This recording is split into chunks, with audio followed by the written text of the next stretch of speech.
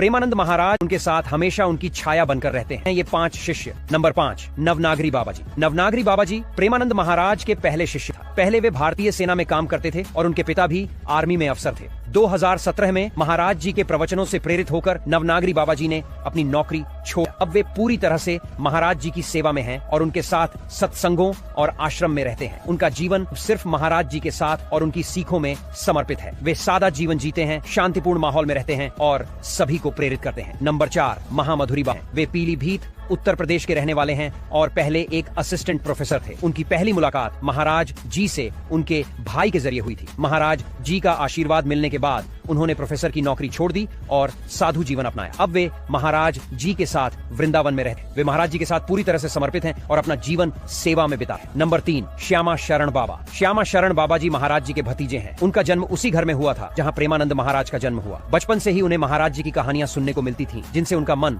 भक्ति की ओर खिंच गया। श्यामा शरण बाबा जी ने दीक्षा लेकर महाराज जी के शिष्य बन गए। अब वे हमेशा उनके साथ रहते हैं और उनके साथ हर काम में भाग लेते हैं। नंबर 2, आनंद प्रसाद बाबा। आनंद प्रसाद बाबा जी पहले फुटवियर्स के बिजनेस से जुड़े हुए थे, लेकिन जब उन्होंने महाराज जी से मुलाकात की तो उनका जीवन पूरी तरह से बदल गया। उन्होंने अपना पूरा बिजनेस छोड़कर महाराज जी की शरण ली। अब उनका जीवन पूरी तरह से सेवा और भक्ति में समर्पित है। वे हमेशा महाराज जी के साथ रहते हैं और उनकी बातें समझते हुए अपना जीवन जीते हैं। नंबर 1, अलबेली शरण बाबा।